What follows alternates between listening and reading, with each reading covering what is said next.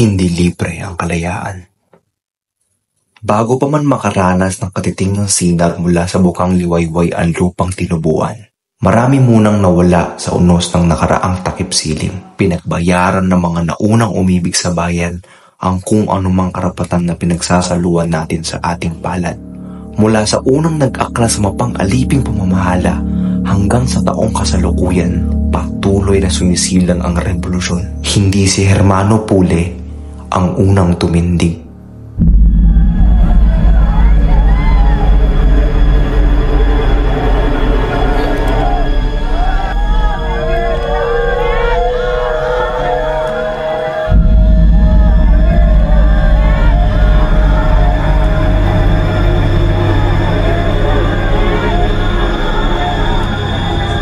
Diyos na ang bahala sa akin.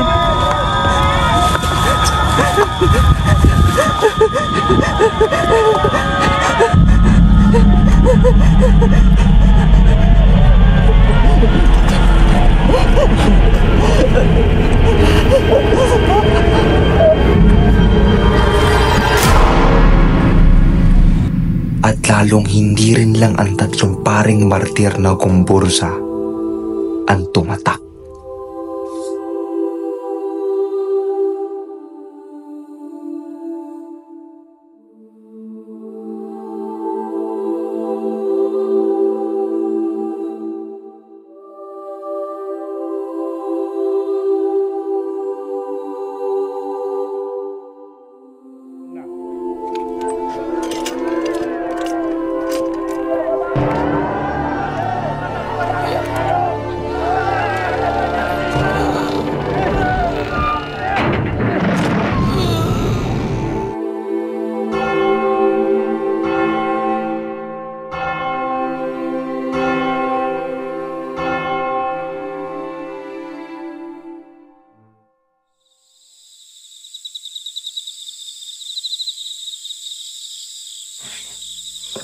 Higit sa lahat, buo ang paniniwala ko na hindi ito matatapos sa aking kamay lamang kagaya ng mga nauna sa akin.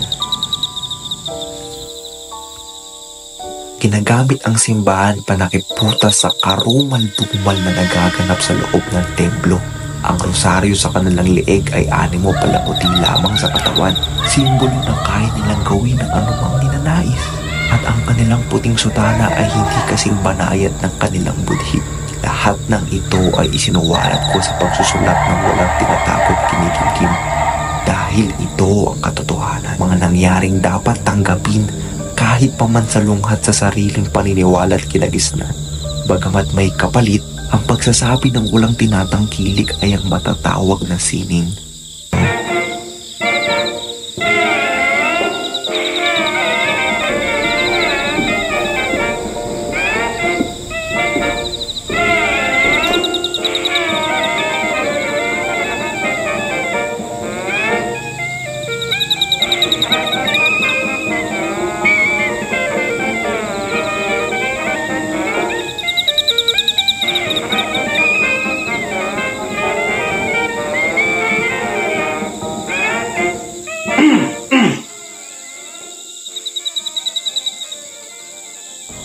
Una sa lahat, gusto ko magpasalamat sa lahat ng dumalo sa aking binuong pagpupulong.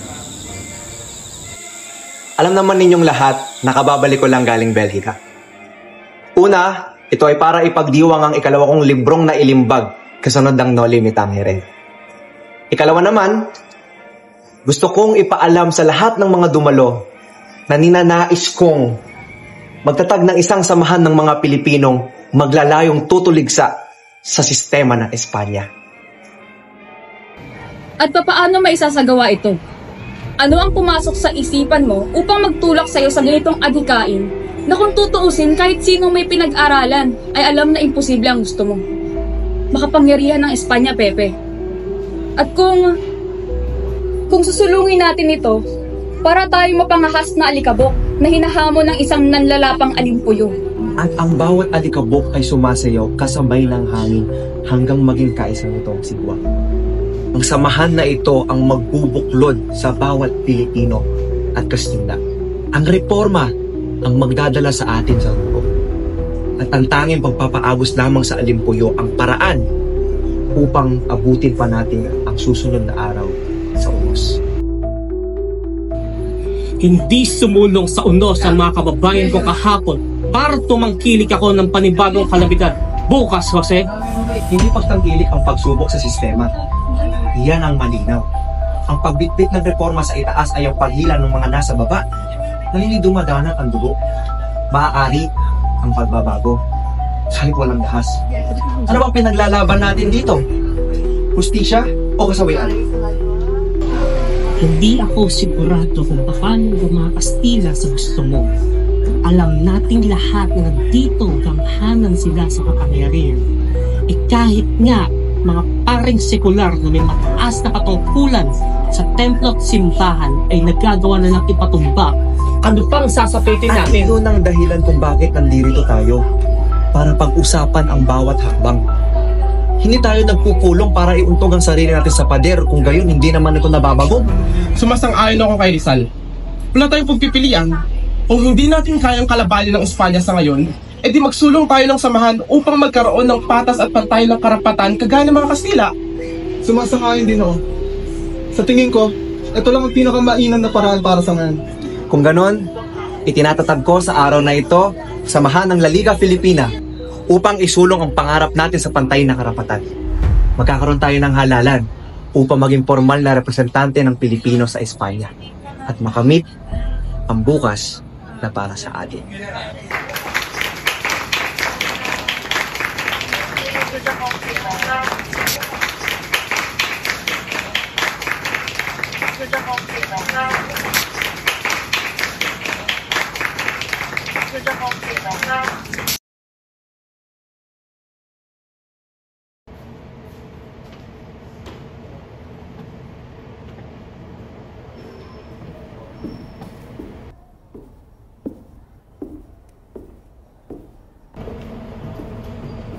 Buenos días, señor. Recibe tu carta de que querías hablar conmigo en privado. Que bueno, que haya atendido mi petición. Sentarse. No, muchas gracias. No platicaremos. Quiero que regreses a Hong Kong y de las Filipinas. ¿Y por qué? ¿Cuál es tu razón? Guardia.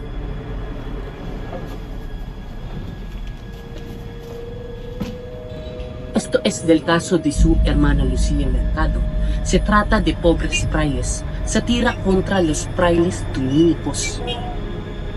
De equivoca, señor. No sé de qué estás hablando. No sé de dónde sacaste eso. Acusar de mentir al ejército español es acusar su rey. ¿Estás diciendo estamos mintiendo? Eso no es lo que quise decir, señor. Atrapalo y enserialo.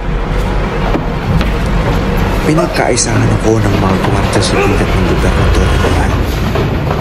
Ang akala kong sinag ng pag-asa ay liwanag palang nagliliyab na galit nilang siya namang aking kalbaryo.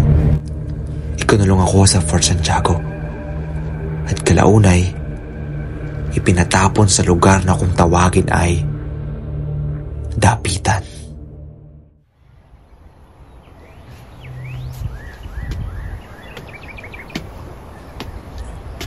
Habang nasa syudad ako ng Dapitan, sinubukan ko magtayo ng sarili kong klinika. Doon ay ginamot ko ang mga nangangailangan.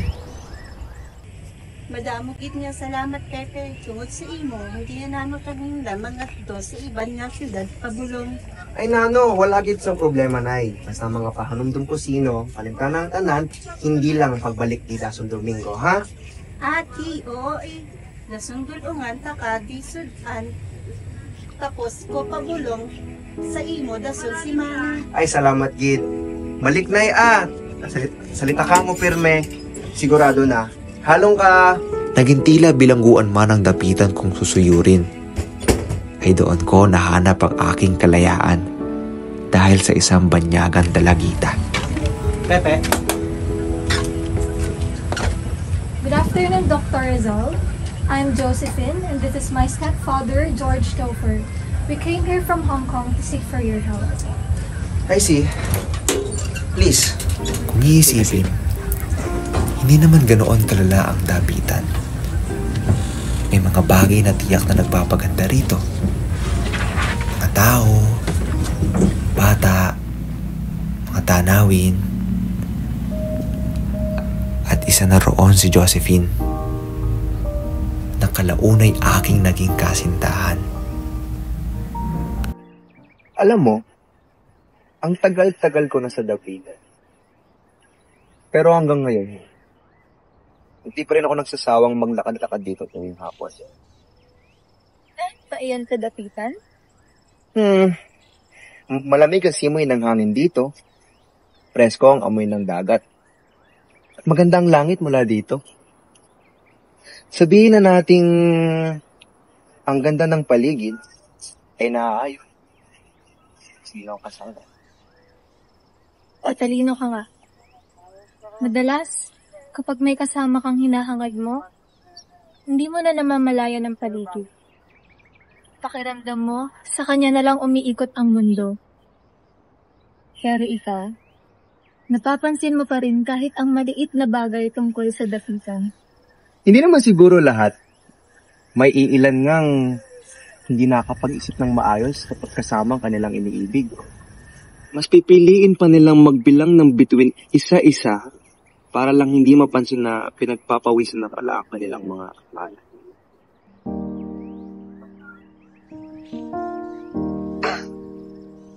Gusto mo bang umupo muna? At samahan mo akong salubungin natin ang pagtakip ng kadiliman sa langit eh.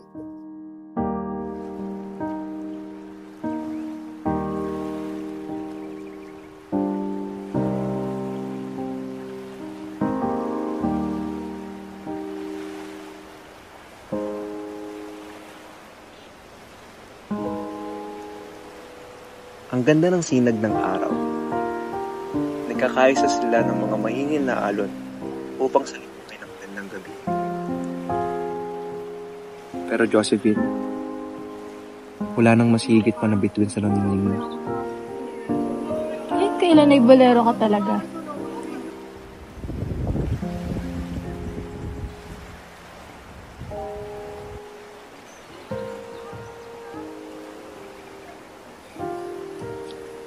Bakit mahal?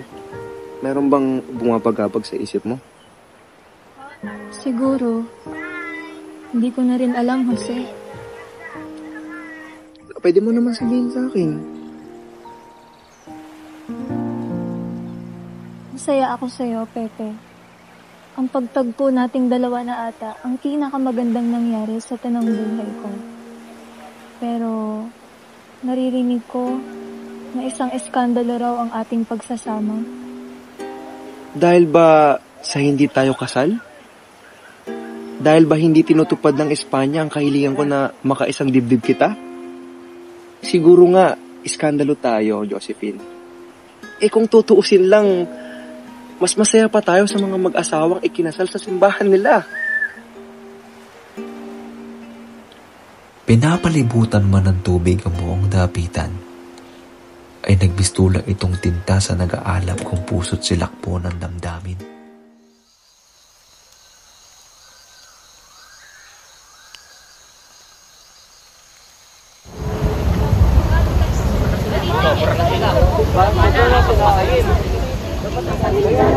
Para sa kapayapaan natin.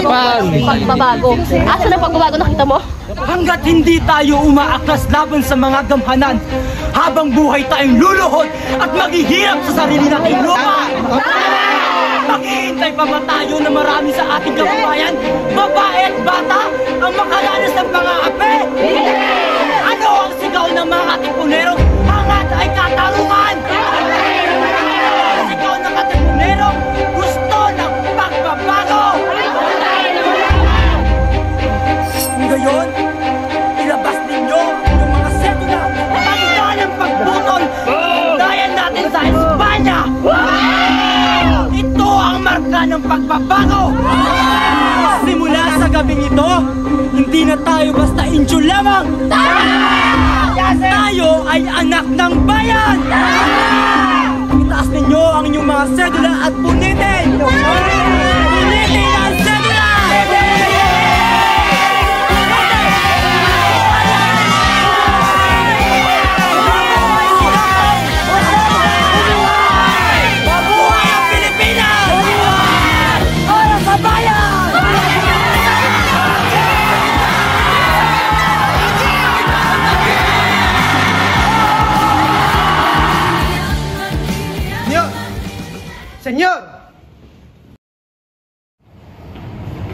Oh, ¿por qué le quitas la vida a esto, padre? Los indios se están rebelando. Ito na nga ba ang sinasabi namin sa inyo, senyor? Hindi sapat na ipinatapon mo lamang si Rizal sa dapitan. Tingnan mo nangyayari ngayon.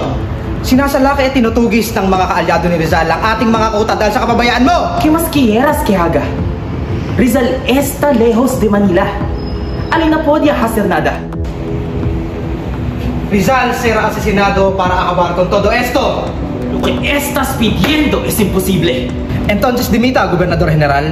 Kung hindi mo kayang protektahan ang Maynila bilang pagmamayari ng Espanya, hindi ka na dapat umupo riyan.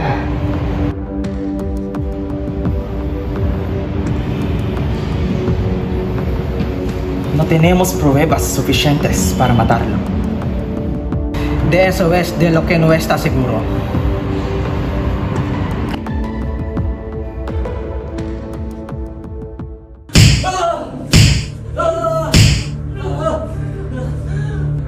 Umami ka na kasi!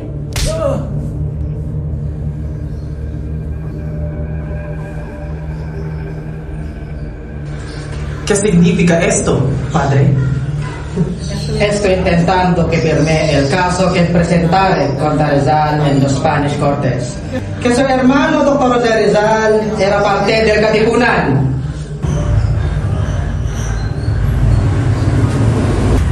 Pasyano! Kung gusto mo makalabas ng buhay dito, ay gagawin mo na ang mga gusto nila.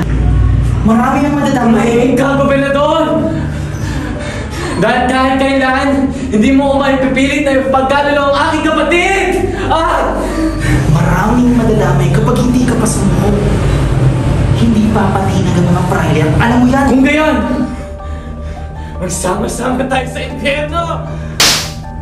Pedro Baja! Grosera! Magpaubaya ka na lang mo pa siya. Unahin mo ang iyong sarili bago ang iba. Mamatay na kayo! Mga punyeta! Kagaya ng mga alon sa dapitan, ang tadhana ko ay nakaangla sa ihip ng hangin. Dahil makalipas ang 4 na taon, ay inutusan ako ng bagong gobernador general na pumunta sa Cuba upang manggamot bilang isang ophthalmologista. Ngunit hindi pa man ako nakakarating doon, ay dinampot na ako ng mga gwardiya sibil sa sinasakyan kong barkong Isla de Panay.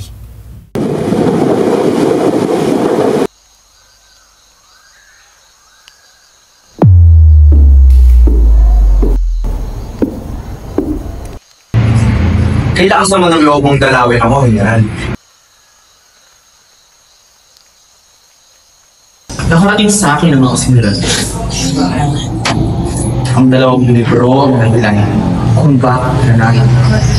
Ang libro? Bakit? Nabasa mo na ba ang mga naiimbag? Hindi. Pero alam kong kinakalaban mo ang bayan. Hindi ko kalaban ng bayan, General. Pinaglalaman ko ito. Hindi ko binasa. Sabi ng aking mga gwardiya ay baka hindi ako madali. Papuri ba yun o balda? Isa kang hipokrito palimbing. Iipit lang din ako, Rizal. Isang mahusay na doktor. Ang iyong talino ay higit na malayo kumpara ng luman. Alam mo, pinasok mo lang inilimbag ko ang mga librong ito. Na ano? Nakakalabanin ako ng Espanya at pagbibintangan ninyo ako sa mga bagay na hindi ko naman gagawin. Di ba't yan naman lagi ang tingin niyo sa mga taong nagsasabi lang ang totoo? Umutang mo lahat sa Espanya, Rizal. Maging ang iyong talino. Kaya kung lalabanan mo ito gamit ang mga bagay na mula sa kanya, sapat na mo makawag ka na ano? May isa akong etehe, isang supersibo, isang filibustero, suwail sa bahay na dapat tugisin ng iligpit. Ilan mo na lagi yung tingin sa mga taong mahulog ng isip.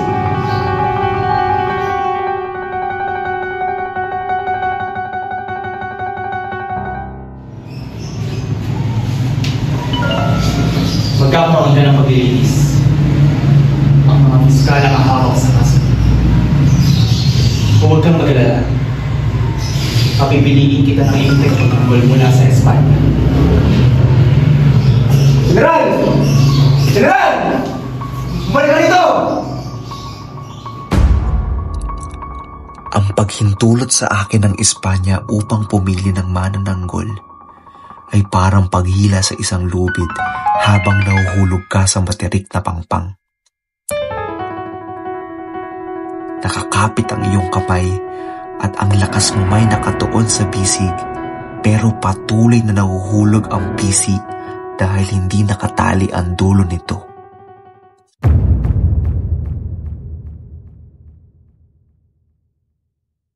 Buenos días. Soy el teniente Luis Javier de Andrade y actuamos como su abogado. Mucho gusto. Soy José Rizal. Por favor, toma asiento. Muchas gracias. Siempre eres bienvenido.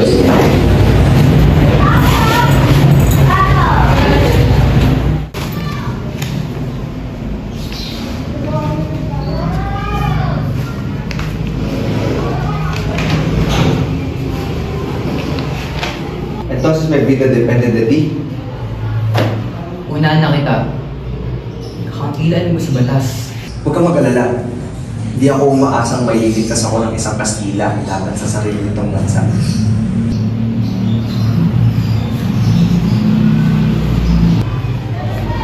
Pinagpili ako sa napakaraming pangalan. Pangalan mo napili ko.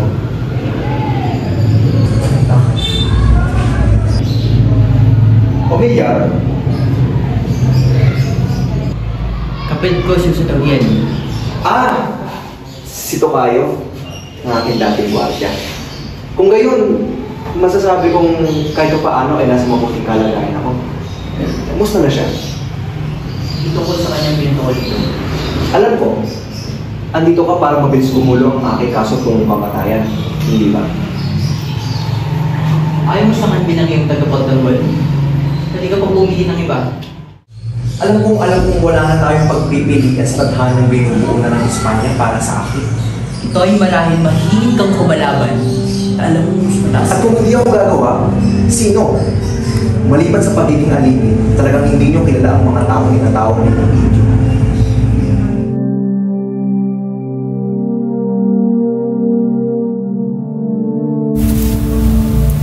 At parang sumpa sa bato ang araw ng paglilitis, ay binaktas na ng aking kapalaran. Bago magkaroon ng paglilitis ay mayroon ng desisyon. Ramdam ko mula sa loob ng Kortes ang hindi pantay ng pandinig ng bawat panig.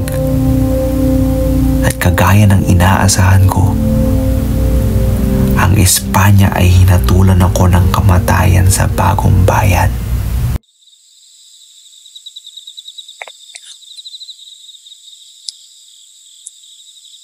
Adiós, patria adorada, región del sol querida, perla del mar de oriente, nuestro perdido Edén.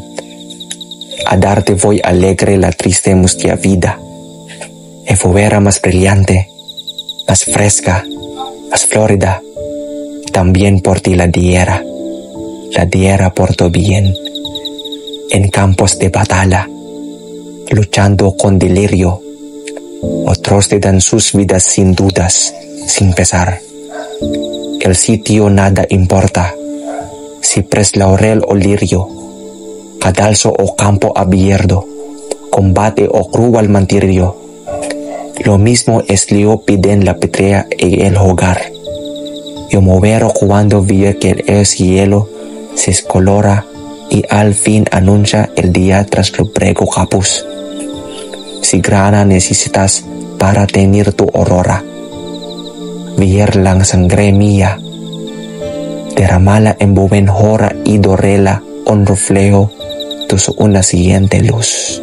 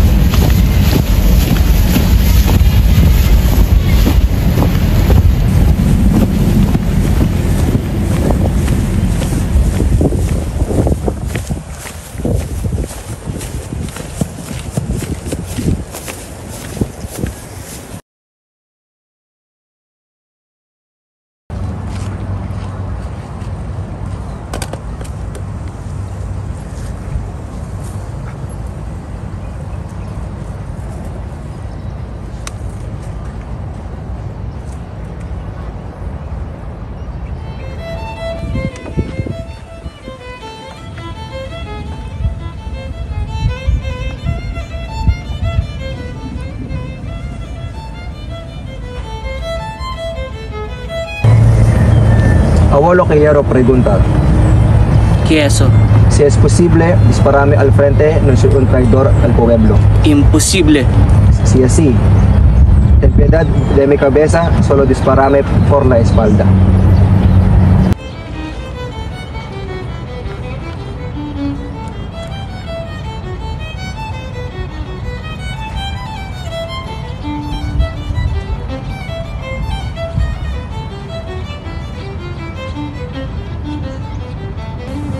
¡Marcha! ¡Carga! ¡Apuntar! ¡Listo! ¡Consumado mes! ¡Fuego!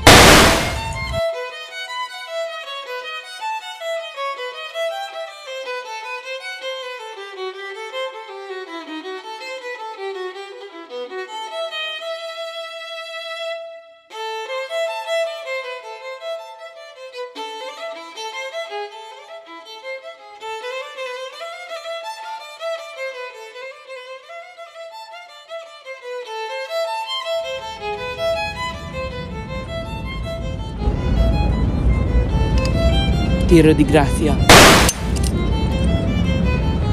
Wala nang mas masakit pa para sa inang tumatangis.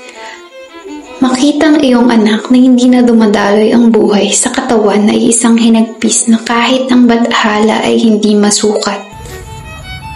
Ang dalang pasigan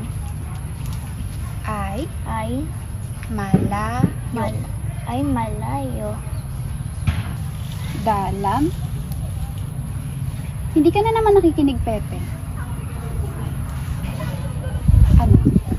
Gusto mo bang basahan na lang kita ng isang kwento?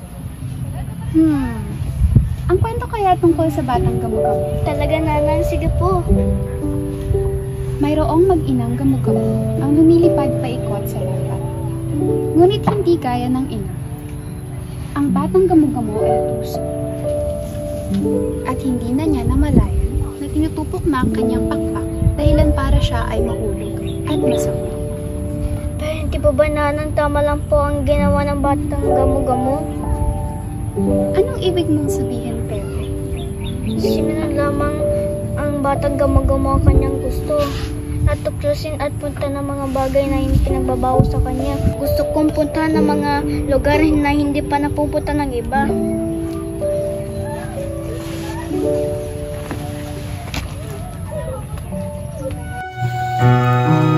Simula pagkabata ay binabagtas mo na ang daan tungo pakikibaka at reforma. Ang pagtuklas palagi ng bagay na hindi na dapat pang salingin ang naging libangan mo. Totoo nga ang pinagbayaran ng mga naunang umibig sa bayan ang kung anumang karapatan na pinagsasaluhan natin sa ating palad.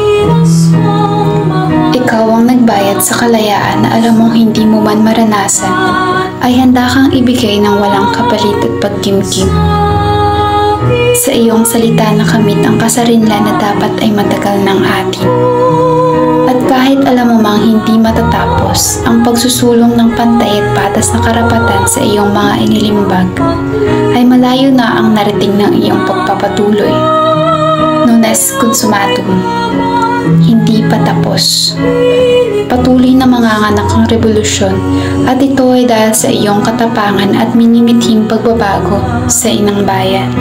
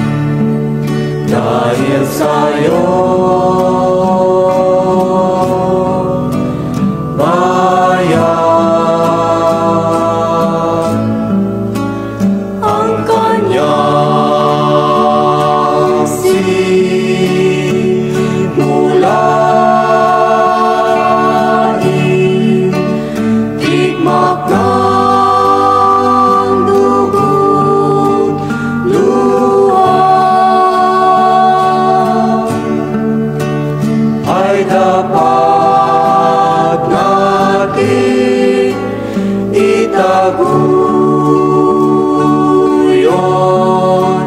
hanggang sa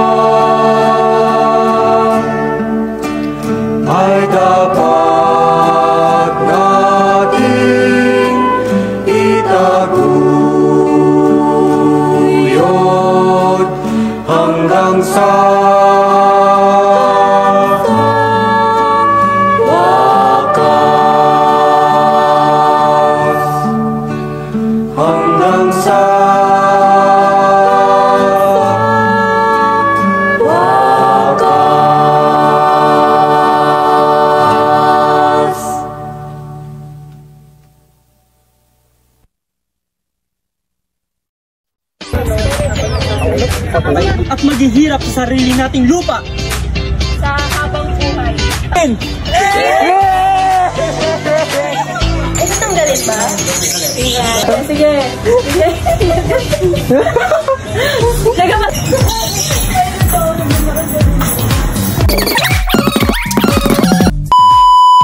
Nagagawa ka nga tayong dun. Kasi ganyan din yung akin, akala ko nag-a-update sa akin yung buhay.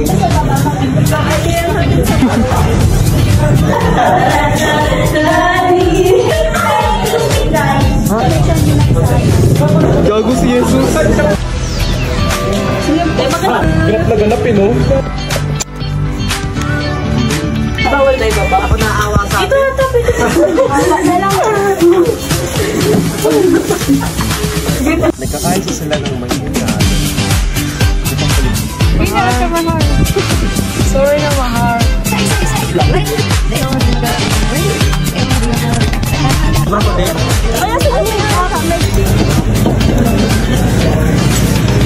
Kalire, oo. Iba pa, oo. Oo, yun oo.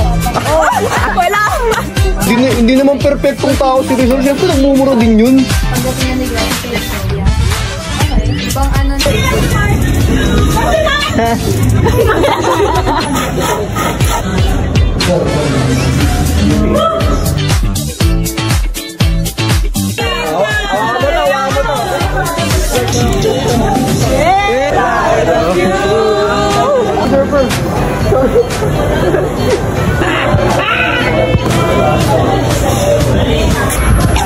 Kuya, what are you listening po?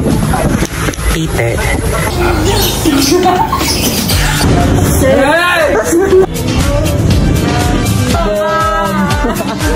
College life ka rin. Ayaw ko college. Ayaw ko mag... Sa video yun. Malamig ang kimoy ng hangin. Presko ang amoy.